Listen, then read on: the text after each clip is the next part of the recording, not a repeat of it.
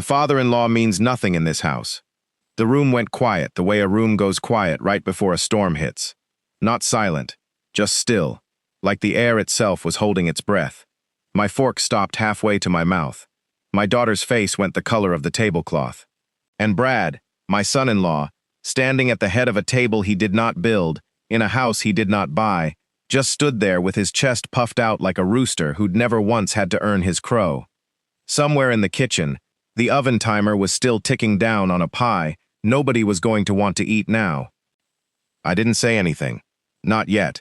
I just set my fork down, slow and quiet, the way you set down a tool when you already know the job's about to get harder. 3 months from that dinner, Brad would be standing in that same kitchen, reading a piece of paper with his own hand shaking. But we're not there yet. 3 months earlier, nobody in that house believed an old man's silence could be worth more than a young man's shouting. My name is Walt Coleman. I'm 67 years old, and for 31 years I made my living the way my father did, pulling wire, reading blueprints, fixing what other men were too scared to touch. Master electrician, retired now, though retired is a word that never quite fit right on me. Before that, 4 years in the Navy, aboard a destroyer tender, learning young that the loudest man in the room is rarely the one keeping the lights on.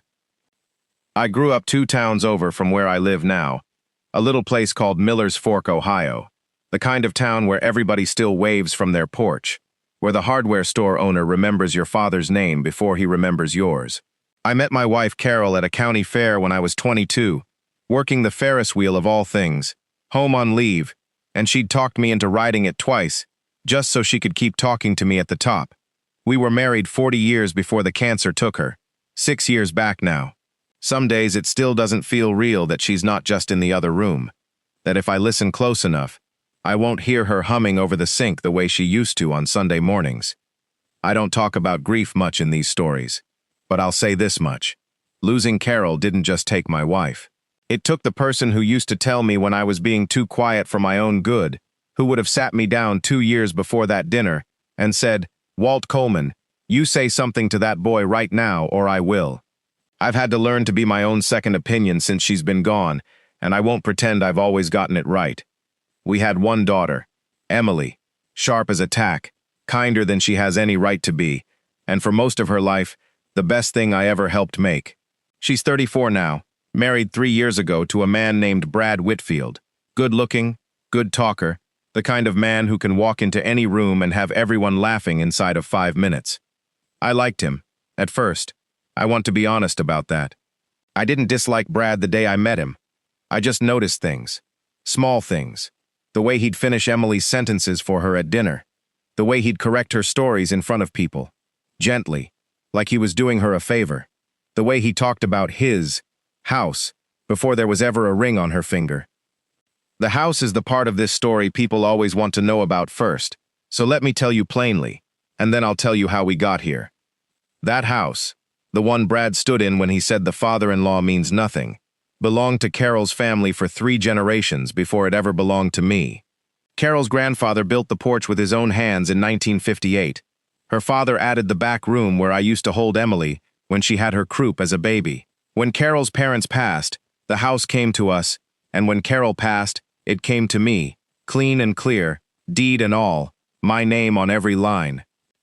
Emily and Brad were renting a cramped 2-bedroom across town when they got married, saving for a place of their own, and I offered to let them stay in the house rent-free while they built their savings, on one condition, the same condition I'd have given any tenant. It stays in my name until they're ready to buy it outright. Fair market price, no favors, no shortcuts. Emily agreed without blinking. Brad agreed too, back then, smiling, shaking my hand like it was nothing. I don't think Brad ever really believed I meant it. The slow burn of this story didn't start with shouting. It started with small things, the way most family trouble does.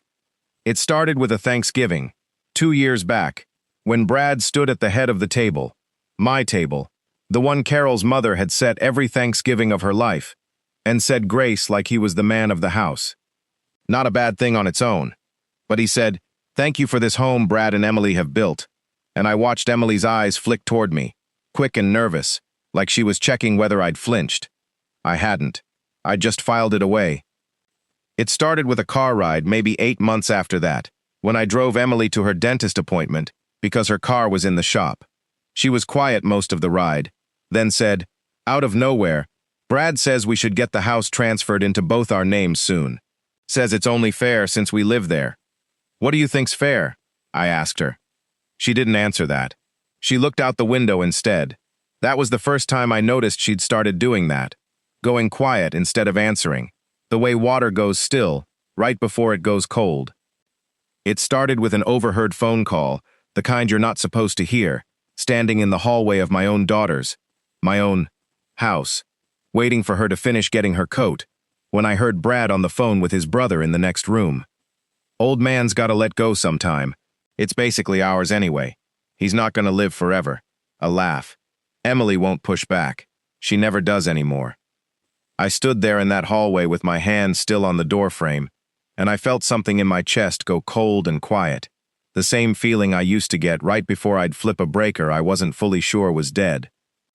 It started with a text message, one Emily left up on her phone by accident when she went to the bathroom during a visit. Brad's name at the top, a message that read, "Your dad needs to learn his place. This is our house, not a museum for your mom's dead family." I read it once. Set the phone back down exactly where it had been. Didn't say a word. It started, too, with a Saturday at the hardware store, of all places. I was in the plumbing aisle picking up a washer for a leaky faucet when I ran into Gary Petrocelli, who's lived 2 doors down from that house since before Emily was born. Gary shook my hand, friendly as ever, and said, "Hey, tell Brad thanks for letting me borrow his pressure washer last week. Nice of him, seeing as it's his place and all." "His place?" I repeated. Gary shrugged. "Easy, not meaning anything by it. That's what he told me. Said he and Emily bought it off you a while back. Good for you two, working that out." I didn't correct Gary in the aisle that day. I just bought my washer and drove home, turning that conversation over the whole way, wondering how many other neighbors thought the same thing, wondering how long a story gets told before the man telling it starts believing it himself.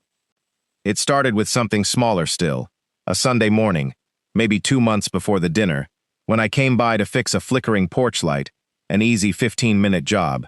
Brad stood in the doorway watching me work, arms crossed, and said, not unkindly, but not kindly either, "You know, Walt, you don't have to keep doing this stuff. Once the house is fully ours, we'll just hire someone. No offense, but you're not as young as you used to be." "None taken," I said, though something in me had taken it just the same.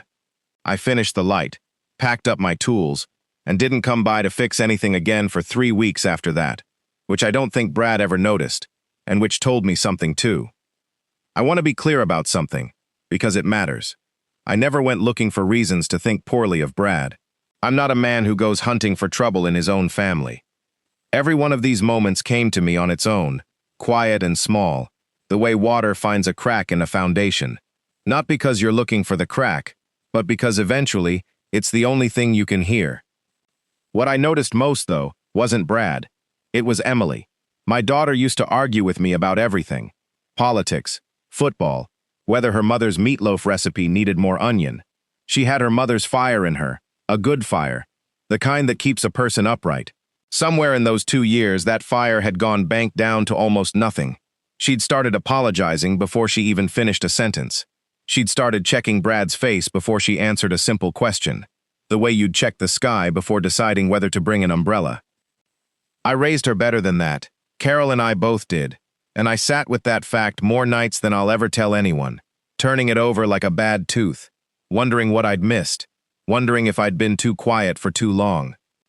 The turning point came on a Tuesday. I remember because Tuesday was the day I used to take Emily to get ice cream when she was small, and some habits from being a father never leave you, even when your daughter's 34 and married. I'd stop by the house to drop off a ladder Brad had asked to borrow. Small thing, a favor, nothing more. And the front door was unlocked, which wasn't unusual, so I let myself in the way I'd let myself into that house for 40 years. I heard Emily's voice from the kitchen before I saw her, and something in the tone of it stopped me cold in the entryway. "Brad, you can't keep telling people the house is ours. It's not. Not yet. Dad's letting us stay here. That's different. It's basically ours. He's an old man rattling around a house he doesn't even need. I already told the guys at work we're renovating our kitchen next spring. It's not your decision to make alone. It's not even our house to renovate. It will be. He's not going to fight me on it. Your dad doesn't have the stomach for conflict, Em. Never has. I stood in that hallway, out of sight, and heard my daughter go quiet in a way that told me everything. Not angry quiet, defeated quiet. That was the moment all doubt left me. Not because Brad wanted the house someday. A man wanting security for his family isn't a sin, and I want to be fair to him even now. It was he doesn't have the stomach for conflict that did it. Because I realized, standing in that hallway, that my own quiet, the thing I'd always thought of as patience, as restraint, as the same discipline that kept me steady on a live circuit for 3 decades, had been read by this man as weakness, as something to be managed, as something that meant nothing. I set the ladder down against the wall, quiet as I could, and I left without either of them knowing I'd been there at all. I didn't confront Brad that day. I want people to understand that. A man who confronts before he's thought a thing through is a man who loses the argument before he opens his mouth. I went home.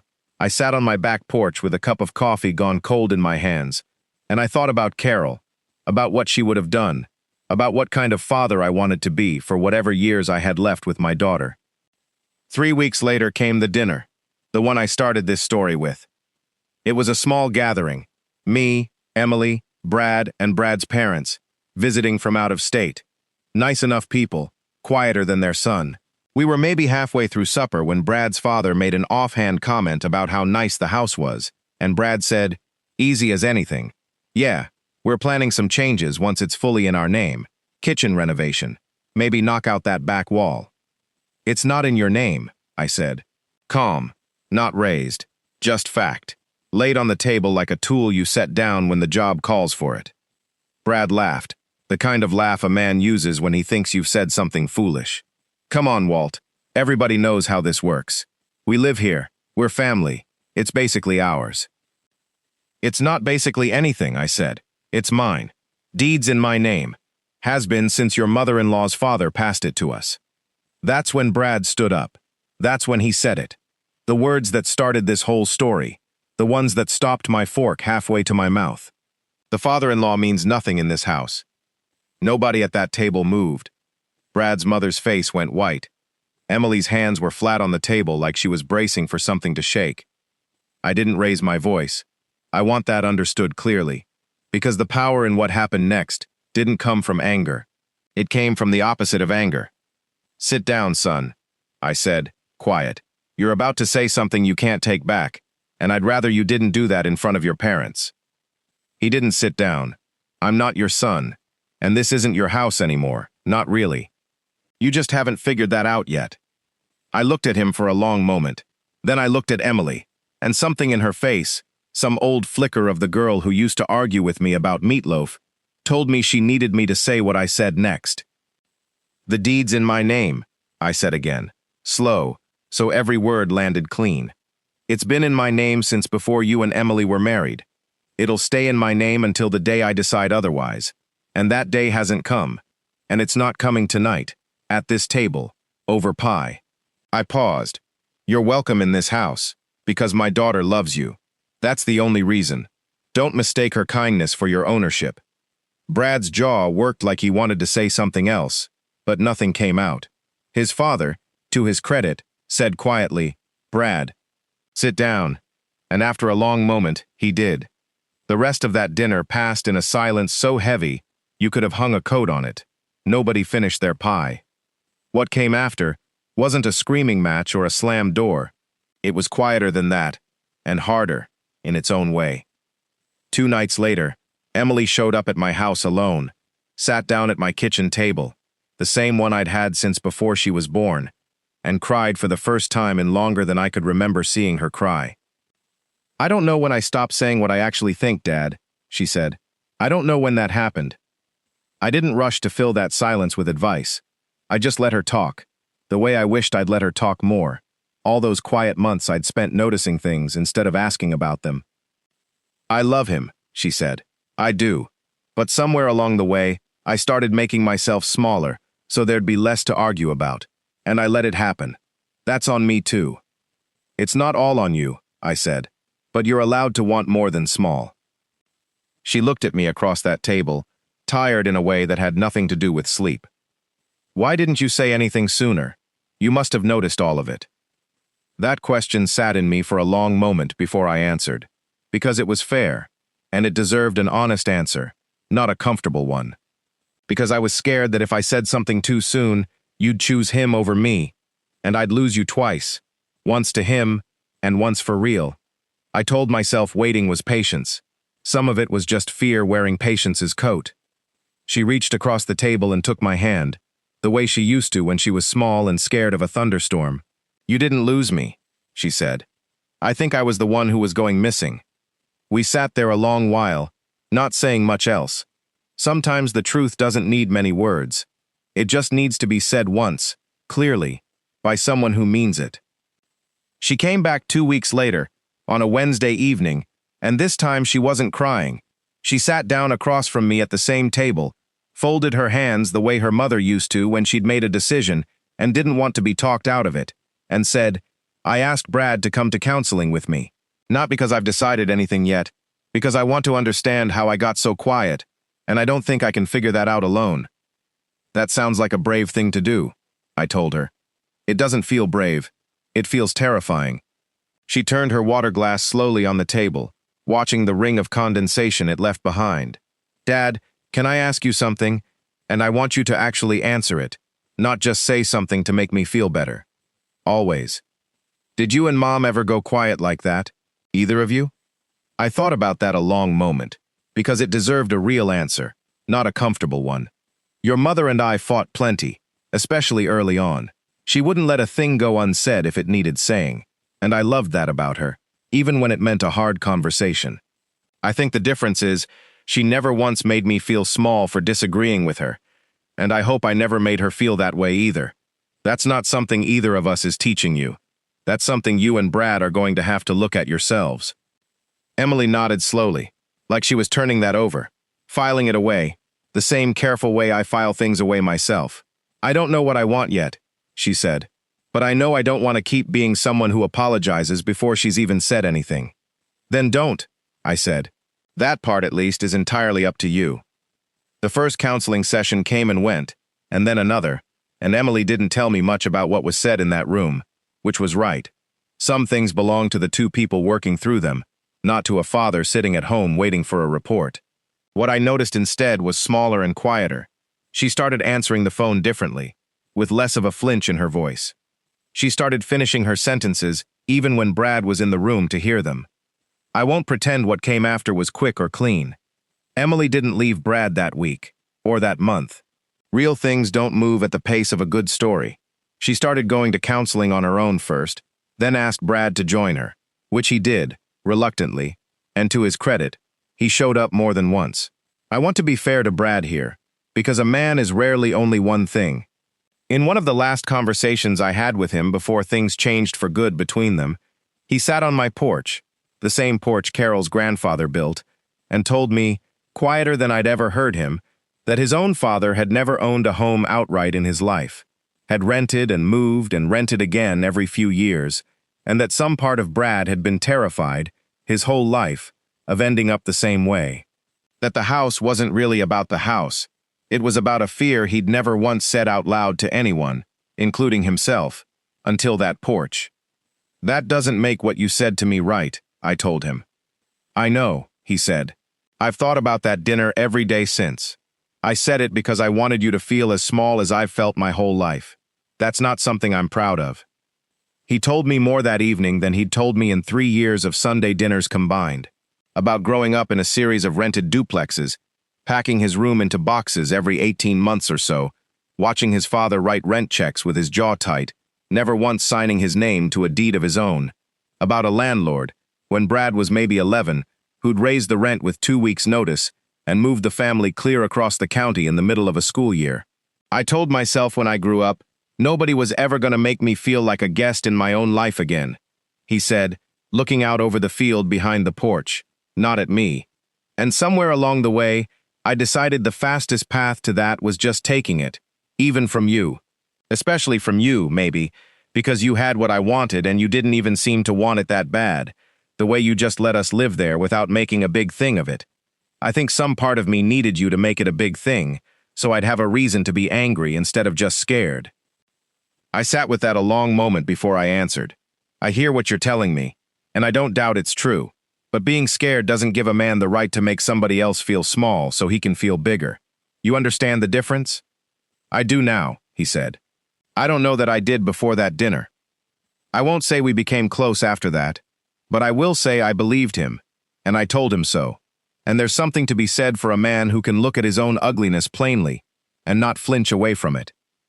My oldest friend, Ray Delgado, we served together on that destroyer tender back in the 70s, and he's been the steadiest man I've known for 45 years, told me something around that time I still carry with me.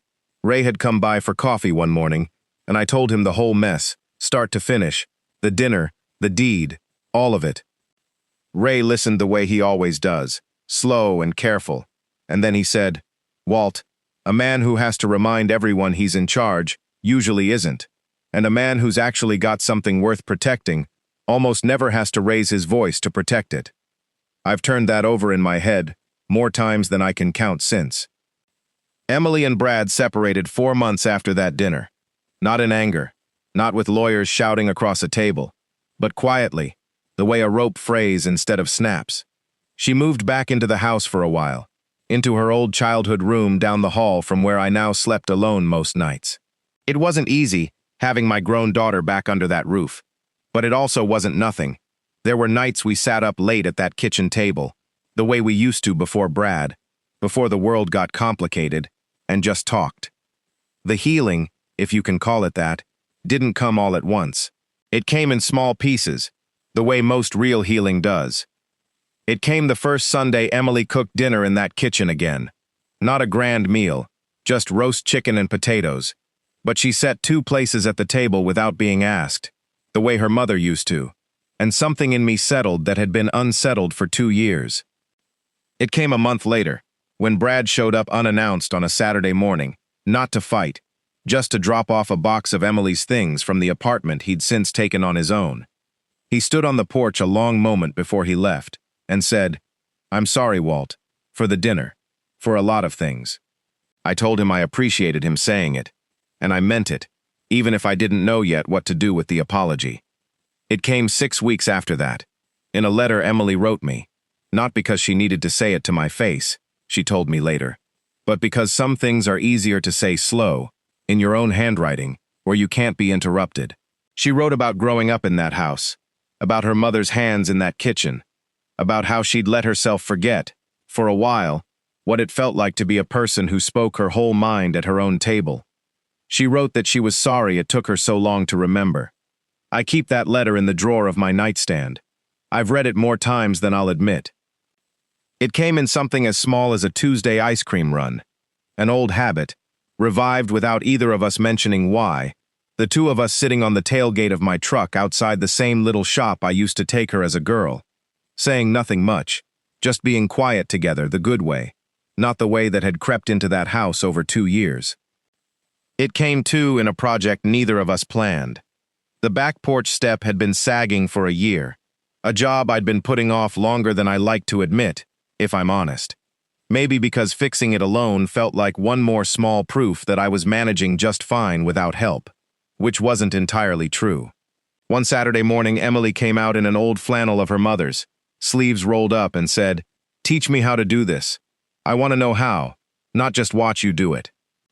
We spent 4 hours out there, measuring twice, cutting once, her hands shaking a little on the circular saw the first time before she steadied them the way I taught her, and by the end of it, we had a level step and sawdust in our hair, and she was laughing, really laughing, from the belly, the way she used to as a girl, because she'd hit her thumb with the hammer, not hard, just enough to yelp, and I jumped a foot in the air like I was the one who'd been hit. It wasn't a grand moment. It didn't need to be. Some of the best repair happens with a hammer in your hand, and nothing much being said. It came at Christmas, 5 months after the separation, when Emily hosted dinner in that house for the first time since everything had changed. She didn't invite Brad, not yet, but she did something I hadn't expected. She called Ray and his wife, invited them over, said the house had gone too quiet for too long, and she wanted it full of noise again, the good kind. Ray brought a bottle of wine and told stories about the Navy that made Emily laugh until she had to wipe her eyes. And somewhere in the middle of the evening, I looked around that table, my daughter at one end, old friends filling the seats her mother used to fill with family, and felt something in my chest loosen that had been tight for longer than I'd realized. It came finally in a Sunday phone call, 7 months after the dinner that started all of this, when Emily called me from her car in a parking lot somewhere, her voice steady in a way I hadn't heard in years. "Brad and I talked today," she said. "Really talked. About the house, about all of it. He said he's been seeing someone about the stuff with his dad, the renting, all that. Says he's trying to figure out why he needed to own something so bad that he was willing to make me small to get it." She paused. "I don't know if we're getting back together, Dad. I want to be honest with you about that. But for the first time in a long time, I feel like whatever happens, it's actually going to be my decision, and his, not just something that happens to me. That's the whole thing right there," I told her. "That's all I ever wanted for you. I don't want to make this sound like a fairy tale. Emily and Brad are, as of this telling, still separated, still working things out slowly, still uncertain what the ending looks like. I'm not going to pretend I know how their story ends, because real life doesn't hand you a neat bow the way the stories on this channel sometimes do. What I can tell you is that my daughter sits up straighter at that table now. She finishes her own sentences. When somebody, anybody, tries to talk over her, she waits, and then she says her piece anyway, plain and unhurried, the way her mother used to. I ran into Gary Petrocelli again a few months back, same hardware store, same plumbing aisle, near enough to a year since that first conversation that started me noticing things. He asked how Emily was doing, said he'd heard through the neighborhood grapevine that things had changed some. I told him the truth, that the house was still in my name, always had been, and that whatever story he'd heard before hadn't been quite right. Gary just nodded, easy as ever, and said, "Well, glad it's sorted. She always seemed like she deserved better than getting talked over, if you don't mind me saying." I didn't mind him saying it at all. Sometimes the neighbors see more than you'd think, even standing in a hardware aisle with a washer in their hand. Last month, on a Sunday evening, Emily and I sat out on that porch her great-grandfather built, watching the light go orange over the field behind the house, and she said, out of nowhere, "You know what I keep thinking about? That night at dinner, the way you didn't yell. I used to think that meant you weren't strong enough to fight back. I think I had that backward my whole life. I didn't have some big speech ready for that. I just said, 'Your mother taught me that. Whatever strength I've got, that's where it came from.'" We sat there a good while longer, the porch boards creaking soft under the rocking chairs, the same chairs that have held 4 generations of this family's quiet evenings. There's a chair at that table now, the one that used to be Brad's, that Emily leaves empty on Sundays. Not out of spite, she told me, but because some chairs need time before you know whether someone's coming back to sit in them, and she's decided she's all right with not knowing yet. I think about my own father sometimes, a quiet man who never raised his voice in his life, who used to tell me that a man's word and a man's calm were the only 2 things nobody could ever really take from him unless he handed them over himself. I didn't understand that as a young man. I remember once, maybe 19 years old, watching a foreman dress my father down in front of a whole crew over a mistake that wasn't even his, and my father just nodded, said, "I'll fix it," and did, without a single word in his own defense. I asked him that night why he hadn't argued back, and he said, "Son, a man who's sure of his own worth doesn't need somebody else's permission to keep it. Let him yell. It costs me nothing, and it tells everybody watching exactly what kind of man he is." I didn't understand that then. I understand it now, sitting on this porch, in this house that still bears my name on a piece of paper in a drawer, and my late wife's family's hands in every board and nail. I understand, too, something I don't think I could have told you before all of this happened, that raising a daughter well doesn't end the day she moves out, or the day she marries, or even the day you walk her down an aisle. It's a thing you keep doing, quietly, from a porch, or a phone call, or a Tuesday ice cream run, for as long as you're both still breathing.